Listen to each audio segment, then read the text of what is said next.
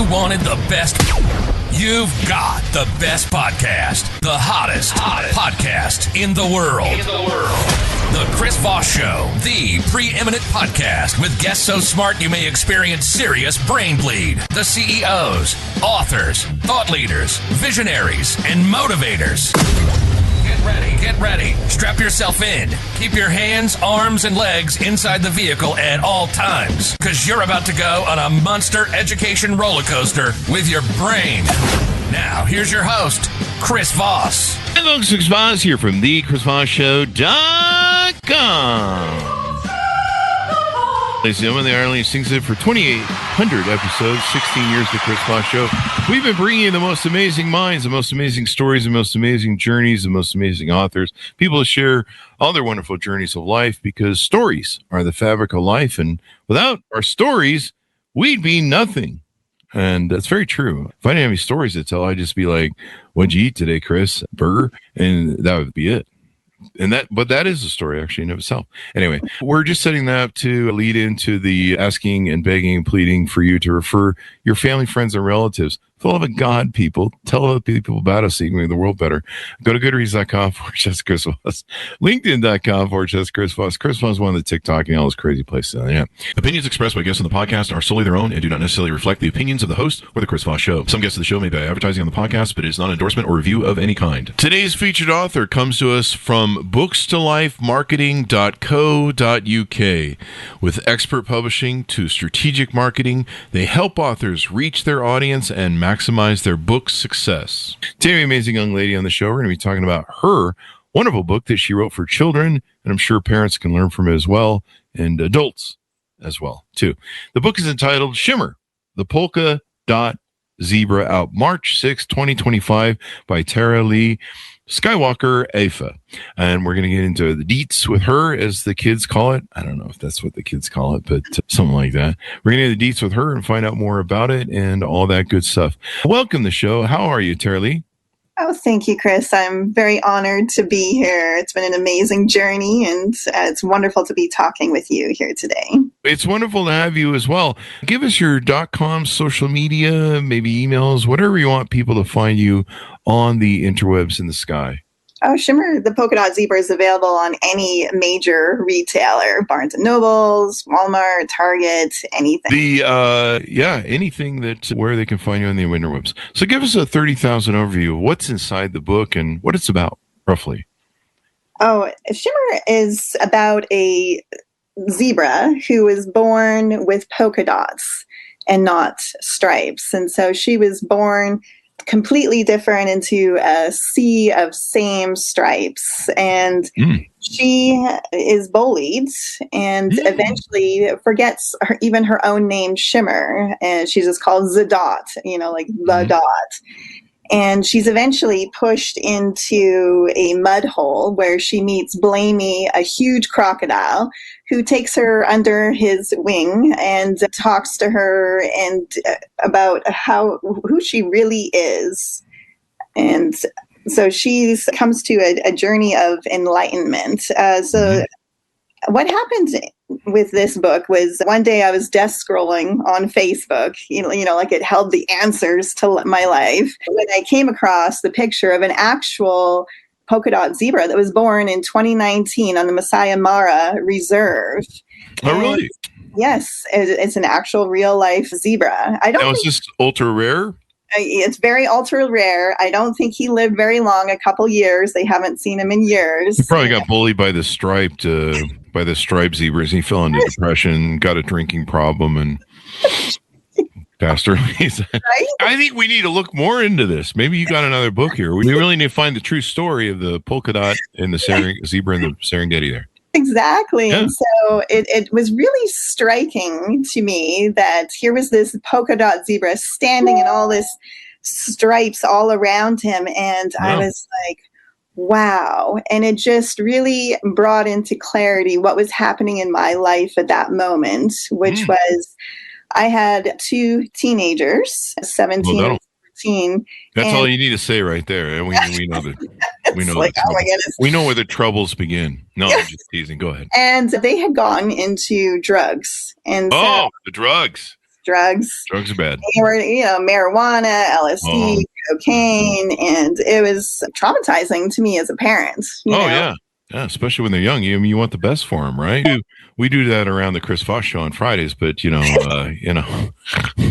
don't know. I'm not going to do the jokes, but when you're trying to raise some kids so they can get out of the house and leave you alone, and you can enjoy some privacy and some sleep, you don't want them doing things that are going to keep them in the house any longer.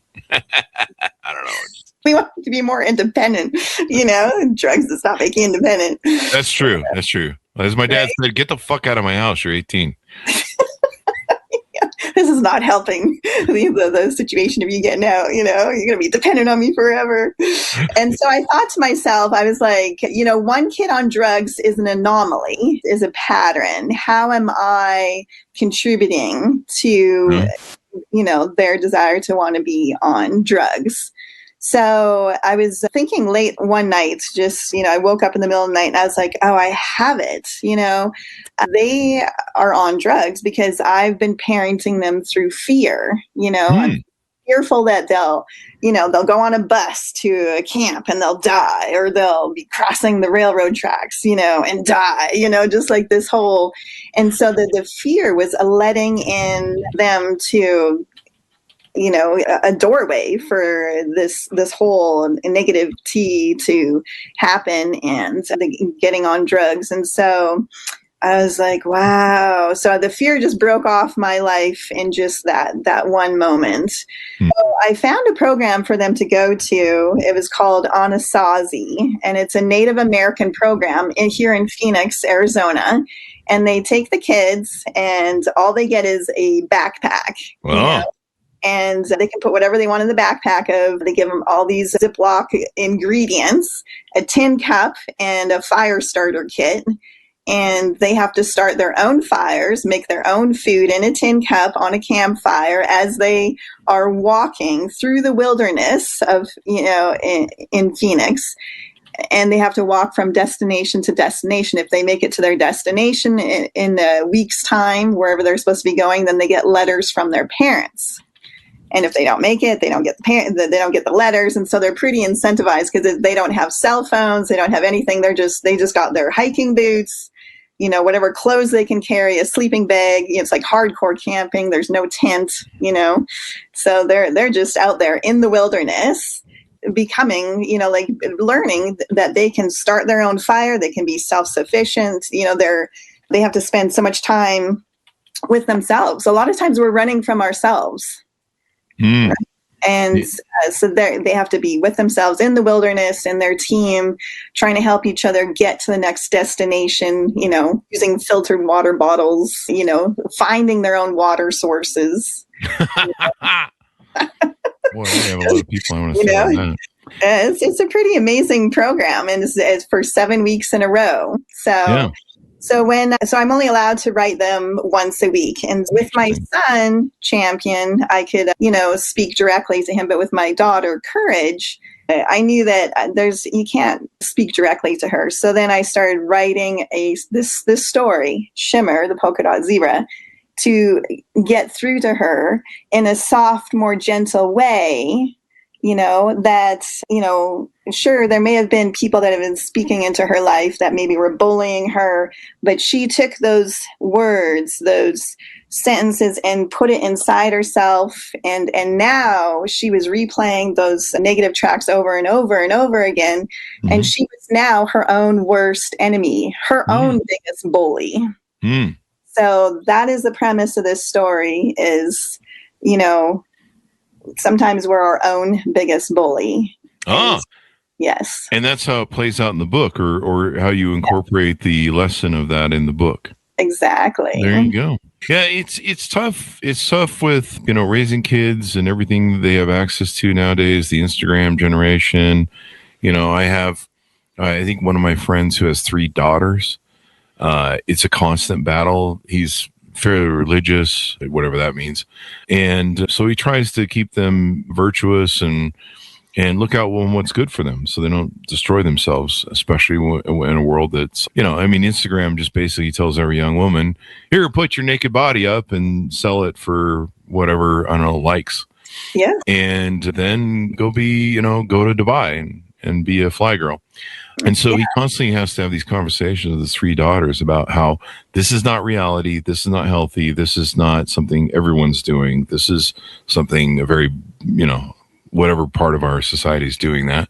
And don't do that. But it's a constant battle because there's the pressure.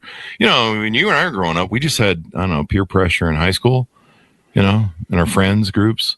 I mean, they have the whole world up their ass. They got 100 million guys and 100 million people, at them and telling them everything from one thing to another and all sorts of trinkets and offer and money and success. And then you've got all these fake bots that fake coaches and fake successful people that, pretend that, I just easily had success and you can too. And they're like, this guy seems to know what he's doing. I'll follow him, and I've even been fooled. There was 2 coaches that I knew as personal friends. They weren't personal friends. They were online social media friends, but, I interacted with them pretty regularly, and I kind of respect them because they claim that they have these high ticket coaching clients. And I'm like, geez, what am I doing wrong? And it turns out they've been living in their car behind a garage or gas station or whatever with their families for years. Oh, and they were just lying about everything. I constantly find that the show flushes a lot of those out when our application will do research and we'll be like, you're not successful at all. Like, you don't get to be on the show. So anyway, that's my story. I'm sticking to it. What on the book, it was written for this purpose and hope to achieve and helping other people maybe see these fallacies of humankind and some of the things your teenagers are going through. Just to address what you were saying is, as parents, we can try and make it so that our kids never make any mistakes at all. I had a father that was standing in my kitchen one day. He was so proud of himself. He's like, my daughter has just turned 18 and I told her, good luck to you. You can now move out of the house and make all your own choices. I've been making all your choices for you all these years.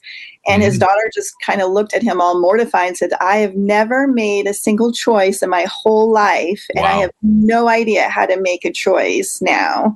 And so if we protect our kids too much from making mistakes, and try and get them, if that's our goal line, get them to 18 with no mistakes, that, they might just trash and burn their lives. So it's good to allow some mistakes to be happening along the way when they're younger and it's not as catastrophic. Yeah. Now it's won several awards I can see here. I can see that it won the Evergreen Award in 2025, 3 awards now, including Best Children's Book of 2025. That's pretty awesome. Thank you. It's been a huge honor to see the great the awards that have come through and the reviews, people saying it's magical, it's anointed, your children must read it. I have 8 kids. I have more, actually. Some there's others that call me mom, but the traditional way, I have 4 biological, 2 step, and 2 adopted. And so it's hard to find a storybook that would appeal to all the ages, if I'm going to sit down on the couch and read to the children.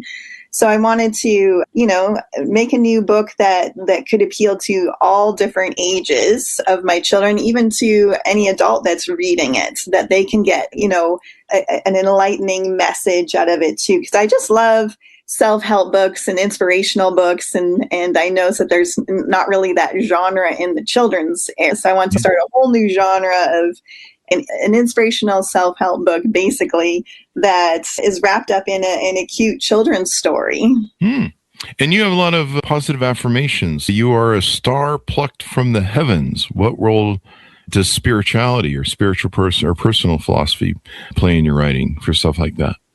Oh, I think God is everywhere and everything inside us. He created us. He designed us. He didn't design us to be failures. He designed us to shine and to reach out to the people around us and lift them up. Yeah. And so positive affirmations are good because they give people belief systems and axioms to work with. One of the great things about positive affirmations, they've been around forever, is they kind of help keep us on the path of positivity, maybe. There's I have a theory that when we're born, we're given, it basically is kind of like an addictive, negative thing that we'll say about ourselves. So someone might be like, I am not worthy, I am not loved, so just whatever your favorite flavor of not is, we have these glasses on that say, I am not good enough, It says everyone seems to have some sort of negative thing that they say to themselves. And, this book is about flipping that to understand who we are on the inside is that star, and that we can be the I am loved, I am worthy, I can do this. So it's not just positive affirmations, it's becoming, that whole state of being that we are that internal light that God has made us. And we're just pretending to be less than what we are. Mm-hmm. Yeah. And do you think a lot of people do that? They pretend to be less than what they are because, I don't know, maybe they don't want to do the work, or maybe they don't want to. But what do you think? Oh, so many reasons why we, say those negative things to ourselves. It could be from, parenting, or, friends that are not really friends, trying to bring us down, or they want us to stay at their same level so that they don't feel challenged. So many reasons why we are so negative towards ourselves. And just some of it is from just identifying with this outer meat suit that we have, this, like Shimmer had a furry outer, polka-dot suit, and some of us might be different in other ways, but it's about not identifying with the outer meat suit, but understanding the inner star that's on the inside of us, the pure light that, shines out of us. We can have, fractures, from where we've been hurt or this or that. It's kind of like that Japanese art where they, if you break a teacup, there's a story about the emperor that broke his favorite teacup. Oh, yeah. And they tried to put it back together with staples. He didn't like it. So then they did it with a gold kind of glue, and it actually made the teacup more beautiful. So where it had been cracked, it was now all this beautiful gold, jagged lines. And so we can be broken, but still shine brightly through the breaks in our, exterior. Ah. Yeah. We can, I think we all go through life being broken a few times, but it helps us build to be more resilient and better people, hopefully. Right. Some people it just makes worse, but I won't speak for myself. Exactly. But no, I mean, that's the beauty of these stories that we have on the show, and everything we tell is that, the phoenix rising from the ashes, the renewability of life, hope is probably the one most enduring thing of human nature that, I don't know, keeps us all from getting sick of it. I think the earth is sick of humans, and maybe the universe is at this point. They're like, we're really over these people, but we're not over us, evidently. So we just keep doing it. But, it's a thing where we all, life throws challenges. You can be the most, I think one of the biggest fallacies I see in life is people think that people who are successful at any given thing, that there's an easy way there. I mean, with the podcast, I have people go, I want to be a successful podcaster like you. And, there's a high failure rate to that. And they think it's easy just picking up a mic and talking into it, or I'll just talk to my phone. And yeah, it's really easy to do this. Anything of value in life, and I don't know why I have to keep explaining this over 58 years, but and it seems like I do it more now. Anything of value in life worth having is going to take work. If you want true love, it's going to take work. You're going to have to do a lot of dating. You're going to have to do a lot of heartbreaking and heartbrokenness and whatever. It's going to take work. And then even when you get love, keeping it, you're going to have to work really hard to keep it. And that's why people, loves, because it's so hard to get, and it's so valuable, and it feels great when you get it. And when you lose it, it really sucks. But if it didn't have that value, if it was just common where you're just like, I'll take a packet of love and some gum and a Coke, if you treat it like a Coke, you'd just be like, yeah, whatever, man. There's another one coming up. And like you're saying, anything, it takes work. It also takes the right philosophy, you know. Yeah. I mean, I have 8 kids, and I was talking to a lady. She only had 1 kid, and she's like, I asked her, are you planning on having a second kid, you know? And she's like, no, I can't possibly love another kid as much as I love this one, you know? And I'm like, wait a minute. So what are you saying about me, you know? And because that you can't possibly love your, oh, wow. That was a backhanded comment, wasn't it? So I was like, you know, your philosophy is that you have, you know, a heart, and all of your love goes into that one child. And you think if you have another child, it'll split your heart into. And so now each kid gets half of your heart of love. I said, but that's not how it works. I said, each child that's born, you know, to me, it seems like I get a whole new heart, and I love that child with my whole heart of this new heart. The love multiplies. It's not divided, you know, so it's not like my heart's divided into 8 pieces. No, each kid has a whole heart, and you love them with that whole heart. And children are a reward from the Lord, and they bring so much more joy to your life. But if you don't have that philosophy that children are a reward, that they bring joy, you know, even with all the hard work, you know, you just won't have, you know, more children because you're like, oh, they're inconvenient, or they take up too much space, or they're too noisy, or, you know, I don't know if I can be a parent to more than 1 kid, or I don't know, I want them to outnumber me, you know. My problem is that they always become teenagers. Oh, no, I'm just kidding. You know, it was, you have to accept the whole journey. So yes, those 2 went off the rails for a while and were on drugs and this and that. But without them doing that, I would not have written this book. You know, I would have not gone on that whole journey. So you have to accept their journey that they're on, which also, you know, dovetails into your own journey. And accept all parts of that journey. And because my son had done all those drugs and whatever, and when he went to that Anasazi program and everything, a couple years later, he met a girl who had also went to that same program.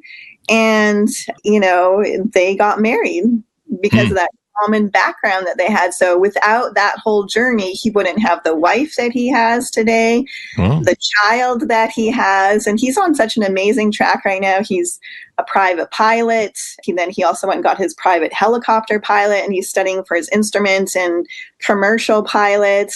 You know, he's 18. He's, you know, he just needed a lot more challenge in his life, you know, so he got married young. And he's doing all this pilot stuff. So I'm so proud of him. And my daughter is off at Bible school in Oklahoma. I'm so proud of both of them. And I wouldn't have changed the journey at all. As painful as it was, it had to get me. Without them doing that, I would have not had that opportunity to break that fear off my life. And so now some of my friends, they're telling me, how can you parent your children with you parent them without fear? You know, you're not concerned at all. You just, I mean, I tell them safety things and this and that, but I let it go. And I'm enjoying parenting. It's not a fear-based thing. It's such a joy. Yeah, you now with 8 kids, that's quite you better enjoy parenting. I think that was the joke I was looking for. Right? Yeah. Yeah, or you torture yourself. I mean, some people are masochists. I don't know. That's your thing, not mine. But yeah, I didn't have any kids, but I'm selfish, and I know I'm selfish. Yeah. No kids. No kids. Everyone, you had 8. The average person has 2 or 2.5 or something like that. So you filled in for me. So thank you. Yeah, I'm happy to do it. Yeah. Even my illustrator now calls me mom, you know, and he did such an amazing job. I just want to show some of the illustrations. He did like 40 illustrations. You know, he lives over in Indonesia or whatever, and he just did amazing. You know, I put all the illustrations on the left-hand side of the page, that when you're sitting with your child, you know, reading it, they're sitting here next to your heart, and all the illustrations are on the same side, so they don't have to be, so the illustrations are right next to them so they can, see it. So fun is fun. And I have an upcoming book I think you're working on. You want to tease that out to us a little bit? Yeah, I have. So the three main characters in here were Shimmer, the polka-dot zebra, and Blamey, the crocodile. And then there's also a silent character in this book, a squirrel. He follows them all around, and he's doing various things in the illustrations, and so kids can track him doing whatever. See here, he's running, as Shimmer's getting kicked off, and eventually he gets married to a female squirrel in the end of the book. So I'm doing an alphabet book where it has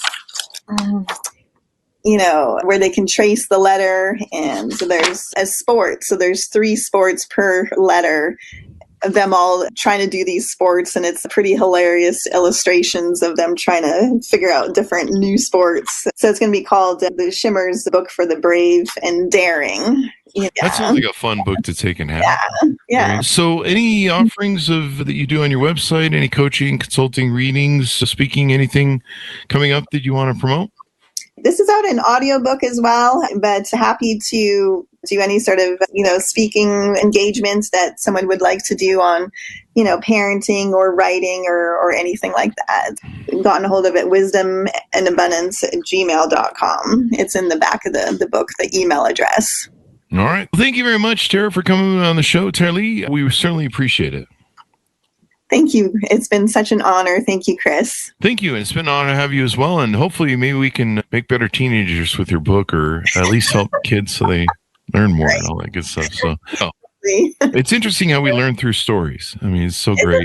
It's, the story we tell about ourselves is the most important, Yeah. Sometimes if you tell people directly, hey, you should be better and stop doing that, they don't listen. But if they hear a story of where it's embodied in a third person scenario, they can kind of see the fallacies of sometimes their own nature sometimes. Exactly. Yeah. That's why I love stories. They're folks, lucky to learn from stories. Yeah. Give us any .coms or websites, emails, wherever you want people to find you on the interwebs. Yes, thank you. Any major retailer or books by .shimmer. All right. Sounds good. Thanks for coming by the show. Thanks to artists for tuning in. Order up the book wherever fine books are sold. It's called Shimmer, the Polka-Dot Zebra, out March 6, 2025. Thanks for tuning in. Be good to each other. Stay safe. We'll see you guys next time. You've been listening to the most amazing, intelligent podcast ever made to improve your brain and your life. Warning, consuming too much of the Chris Voss Show podcast can lead to people thinking you're smarter, younger, and irresistible sexy. Consume in regularly moderated amounts. Consult a doctor for any resulting brain bleed.